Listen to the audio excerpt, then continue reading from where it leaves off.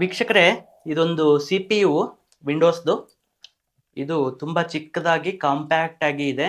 ಇದರ ಬ್ರ್ಯಾಂಡ್ ಬಂದ್ಬಿಟ್ಟು ಡೆಲ್ ಆಪ್ಟಿಪ್ಲೆಕ್ಸ್ 7040 ಅಂತ ಇದರ ಮಾಡೆಲ್ಲು.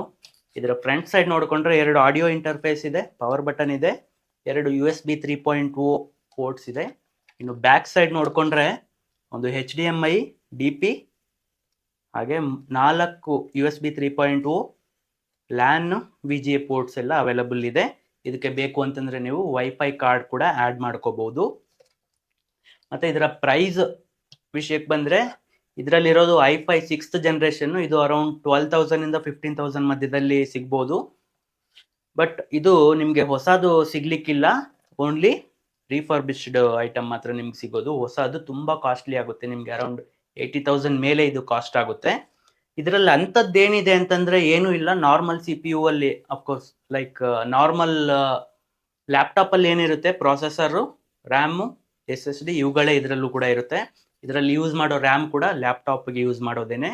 ಹಾಗೆ SSD, SATA ಅಥವಾ M2 ಎರಡು ಆಪ್ಷನ್ಸ್ ಇರುತ್ತೆ.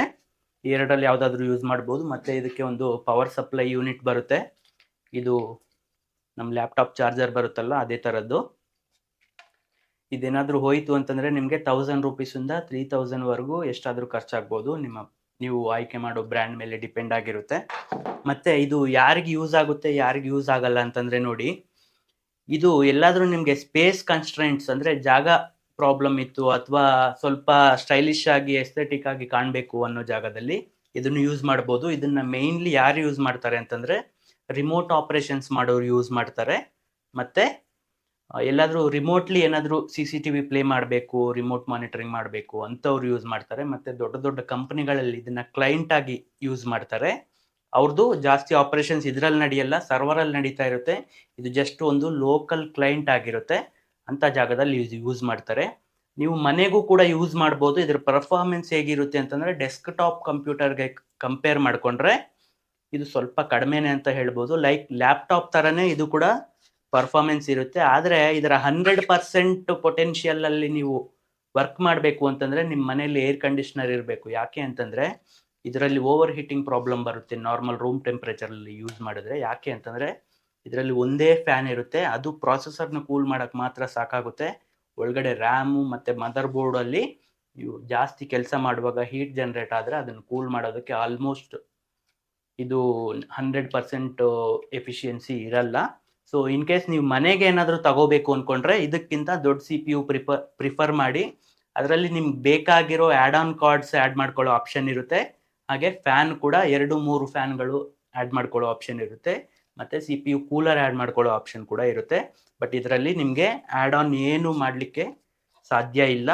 ಯಾಕಂತಂದರೆ ಇದರಲ್ಲಿ ಇರೋದೇ ಜಾಗ ತುಂಬ ಕಡಿಮೆ. ಒಳಗಡೆನೂ ತೋರಿಸ್ತೀನಿ ನಿಮಗೆ ಬೇಕಾದರೆ.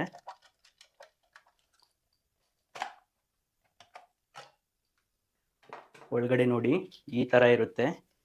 ಇದು ಫ್ಯಾನು, ಇದ್ರ ಕೆಳಗಡೆನೆ ಒಂದು CPU ಹೀಟ್ ಸಿಂಕ್ ಇರುತ್ತೆ. ಬೇಕಾದರೆ ಇದನ್ನು ಓಪನ್ ಮಾಡಿ ನೋಡ್ಬೋದು. ನೋಡಿ ಇಲ್ಲಿ ಎರಡು ರ್ಯಾಮ್ ಇದೆ, DDR4 ಅಂದ್ಕೊಳ್ತೀನಿ. DDR4 ಎರಡು ರ್ಯಾಮ್ ಇದೆ, ಲ್ಯಾಪ್ಟಾಪ್ ರ್ಯಾಮು, CPUದು ಹೀಟ್ ಸಿಂಕ್. ಇದು ಫ್ಯಾನ್ ನೋಡಿ ಎಷ್ಟು ಚಿಕ್ಕದಿದೆ, ಲ್ಯಾಪ್ಟಾಪ್ ಫ್ಯಾನು. ಹಾಗೆ ಇಲ್ಲಿ ಒಂದು SATA SSD ಅಥವಾ 2.5 ಇಂಚ್ ಹಾರ್ಡ್ ಡ್ರೈವ್ ಹಾಕ್ಬೋದು. ಒಳಗಡೆ M2 hard disk M2 SSD ಕೂಡ ಇದರಲ್ಲಿದೆ. ಇನ್ನೊಂದು M2 SSD ಹಾಕೊಳ್ಳೋ ಆಪ್ಷನ್ ಕೂಡ ಇದೆ.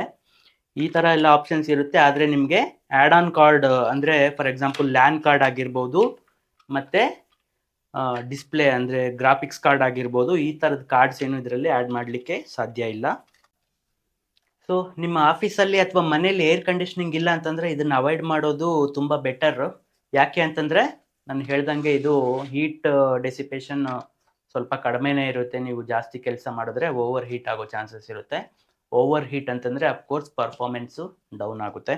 ಸೊ ಇದು ವೀಕ್ಷಕರೇ, ಇದರ ಬಗ್ಗೆ ನಿಮಗೆ ಇನ್ನೂ ಏನಾದರೂ ಡೌಟ್ಸ್ ಇತ್ತು ಅಂತಂದರೆ ನೀವು ಕಾಮೆಂಟ್ಸ್ ಮುಖಾಂತರ ತಿಳಿಸ್ಕೊಡಿ. ಆ ಡೌಟ್ಸ್ನ ಕ್ಲಾರಿಫೈ ಮಾಡೋದಕ್ಕೆ ನಾನು ಟ್ರೈ ಮಾಡ್ತೀನಿ. Thank you, bye.